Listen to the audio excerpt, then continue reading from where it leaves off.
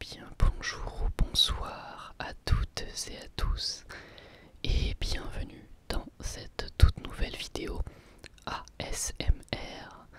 Comme d'habitude, très content de vous retrouver pour parler à nouveau d'Hunter x Hunter. C'est la deuxième vidéo que je fais sur le sujet puisque je vais tout simplement donner mon avis sur chaque arc d'Hunter x Hunter. Donc si tu n'as pas vu la première vidéo sur l'examen des Hunter, eh bien je t'invite à aller la voir, elle se trouve en description. Et voilà, du coup on se retrouve pour le deuxième arc. J'ai cru comprendre sur internet que l'arc sur la famille de Killua, qui se trouve entre l'arc de l'examen des Hunter et ce troisième arc dont on va parler aujourd'hui, j'ai cru comprendre que c'était un arc à part entière. Sauf que je le trouve tellement court et assez peu important, en tout cas pour le moment, que je me suis dit que finalement j'allais en parler dans la vidéo sur le premier arc. En fait, je ne savais même pas, qu'il s'agissait d'un arc à part entière. Donc voilà pour la petite aparté. Pour ceux qui se demandent si jamais il y en a parmi vous qui s'attendaient à ce que je fasse une vidéo à part entière sur l'arc, entre deux grosses guillemets, de la famille Zoldyck, eh bien non, puisque ça fait tout simplement, je crois, 4 ou 5 épisodes, pas plus. Donc j'en ai déjà parlé dans la première vidéo. Par contre, cette fois-ci, on se retrouve pour parler d'un arc qui lui est bien complet, alors assez court également. J'ai vraiment pas trouvé très long, à mon avis, il doit faire peut-être une quinzaine d'épisodes peut-être. Donc voilà, un arc assez court, mais qui par contre a son importance, a même pas mal d'importance, puisqu'il va tout simplement introduire le nen. Alors le nen, c'est vrai que c'était quelque chose à propos duquel j'étais quand même plutôt curieux, puisque ça fait partie des rares choses que je connaissais déjà avant de commencer Hunter x Hunter. Alors je connaissais pas les détails, bien sûr, je connaissais simplement le nom, mais je savais que c'était globalement l'énergie. En tout cas, c'est comme ça que je le voyais, l'énergie. Pour les personnages d'Hunter x Hunter, comme il peut y avoir le ki dans Dragon Ball ou le chakra dans Naruto, et bien je savais que c'était le nen pour Hunter x Hunter. Et effectivement, ça m'avait interpellé que ça ne soit pas introduit dès le début. Et finalement, du coup, c'est introduit dès ce deuxième arc. Et je trouve ça très intéressant. Alors, c'est vrai que dans un premier temps, lorsque le nen a été introduit dans cet arc, je me suis d'abord dit, bon, ça va être un petit peu... Enfin, je trouvais que l'explication était un petit peu compliquée pour rien. Je m'étais dit que globalement, ça allait juste être une forme de pouvoir et basta. Au final, c'est un petit peu plus, voire beaucoup plus complexe que ça. Et ça rend le tout, je trouve, très intéressant. Puisque le nen va fonctionner par affinité. Il y a différents types de nen. Tu peux combiner des nens, etc. en fonction de ta maîtrise. Bref, honnêtement, c'est un peu compliqué et je pense même pas avoir totalement tout saisi encore. Mais j'ai trouvé que c'était mieux exploité que ce que j'aurais pu croire. Et une des meilleures scènes avec le nen dans cet arc, hein, tout simplement, voire même la meilleure scène, c'est lorsqu'on va décrypter, analyser l'explication de comment Hisoka a pu vaincre son adversaire, qui est donc Castro. Et donc il explique tout, et on a ce côté tour de magie en fait, mais expliqué par le nen. Voilà, comme on dit, les magiciens ont toujours leur secret.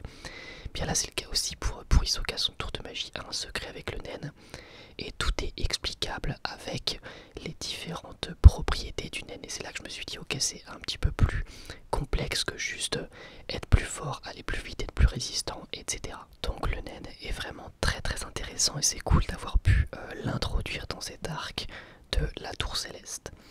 Également, on a pu voir que Kurapika a appris à maîtriser le nen. D'ailleurs, petit aparté sur le fait que dans cet arc, on ne voit quasiment pas, enfin, on voit même pas du tout les autres personnages qu'on a pu voir dans le précédent arc. On les voit c'est l'histoire de quelques secondes, quelques minutes grand max pour Kurapika. Mais sinon, globalement, on va se concentrer sur Gon et Killua. C'est vraiment les protagonistes de cet arc. Alors je sais pas si ça va faire pareil dans le sens inverse. Est-ce qu'on va avoir un arc par exemple que sur Killua et Léolio, ou alors que sur Kurapika pardon et Léolio, ou alors peut-être même que sur Kurapika un arc pendant lequel on va complètement éclipser Killua et Gon. C'est pas impossible, mais j'étais assez surpris. Après j'ai pas trouvé ça mal pour autant, parce que du coup évidemment on développe d'autant plus et on s'attache d'autant plus à Killua et Gon, mais tout de même ça m'avait un petit peu surpris ce côté là, même si au final ça ne m'a pas plus dérangé, d'autant plus que du coup j'aime beaucoup maintenant le duo Gon Killua. Je l'appréciais déjà avant, mais je le trouve d'autant plus appréciable maintenant. Je trouve que c'est une belle amitié tout simplement. Et puis voilà, ils vont avoir tous les deux leur petit moment de gloire durant cet arc, mais c'est quand même plus Gon qui va être au centre de l'intrigue, ou plutôt au centre des festivités durant cet arc. Killua aura ses petits moments. Globalement, je pense surtout à la scène où il va menacer un mec. Alors je sais plus du tout c'est quoi le nom du mec, mais en tout cas la scène est vraiment super stylée et je comprends de plus en plus l'engouement autour de Killua. D'ailleurs l'apport du naine, ça apporte vraiment quelque chose de très... je dirais, on sent que l'animé, et que le manga du coup, mais moi je regarde l'animé, passe dans une autre dimension. On sent que là, on va rentrer un petit peu plus dans le dur, dans les échelles de puissance, etc. J'ai bien aimé d'ailleurs Hisoka dans Stark, qui était l'antagoniste principal, on va dire, même s'il n'y avait pas vraiment d'antagoniste principal dans Stark, mais c'est celui qui est le plus mis en avant. Hisoka qui est assez impressionnant, il est assez déroutant, c'est vrai qu'il est assez dérangeant, et en ce sens, on va dire que je ne l'apprécie pas trop, mais d'un autre côté, c'est un bon méchant. Indéniablement, c'est un bon méchant qui a quand même la classe, qui est plutôt stylé, mais qui a un côté très très dérangeant, très dérangé. Il a des espèces de pulsions limite sexuelles lorsqu'il se bat en fait. On sent qu'il vit pour le combat, il vit pour, j'ai presque envie de dire, la destruction, puisque à un moment lorsqu'il affronte Gon, il dit qu'il a trop envie de le détruire. Donc on sent voilà, des espèces de pulsions pour le combat, et qu'il vit uniquement pour affronter des adversaires, hein, tout simplement. On se souvient aussi en saison 1 quand il disait qu'il avait très très envie d'affronter Netero. Tout ça, ça prouve juste que ce qui l'intéresse le plus, c'est affronter des personnes fortes. Voilà, ça a l'air pour l'instant d'être comme ça qu'on nous présente Hisoka, même si j'avoue que pour le moment, c'est peut-être ça aussi qui fait que pour l'instant on peut ne pas vraiment avoir d'attache quelconque pour Hisoka, au-delà même du fait qu'il soit complètement dérangé, et dérangeant d'ailleurs. C'est surtout qu'on sait rien sur lui. Alors du coup, effectivement, ça donne un côté mystérieux, etc. Mais pour l'instant, on ne sait rien sur lui, donc c'est un petit peu dommage, je trouve, puisque voilà, tout ce qu'on sait pour le moment, c'est qu'il aime se battre, et limite. Alors peut-être qu'il y a une autre raison, mais pour l'instant, on nous vend ça comme c'est limite sa raison d'être, sa raison de vivre, c'est ce qui le rend heureux, puisqu'on ne voit jamais Hisoka être aussi content que lorsqu'il se bat. Donc j'imagine que c'est sa raison d'être pour le moment, mais si c'est que ça, si jamais on n'a jamais plus que ça, je pourrais jamais vous dire qu'Hisoka est un excellent méchant. Mais je pense qu'on aura plus, il reste quand même beaucoup d'épisodes encore bien sûr, mais j'en attends quand même pas mal d'une explication, peut-être d'un flashback ou que sais-je, mais voilà, du développement en tout cas autour d'Hisoka. J'attends ça, parce que pour l'instant il est juste le méchant stylé, certes, très puissant, certes, mais on va dire que si on en restait là, ce serait insuffisant. Voilà, donc voilà, pour parler de l'arc de manière générale, donc c'est un arc pas mal centré autour du combat. Donc ça c'est quand même plutôt appréciable. Ce que j'apprécie également, c'est qu'on va pas passer par 4 chemins.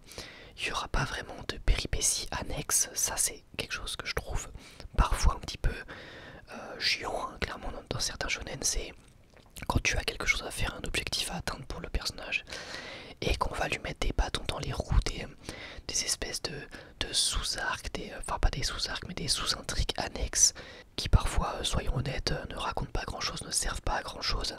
Mais là ce n'est pas le cas, il n'y a pas de sous-intrigues un petit peu qui vont te casser le rythme.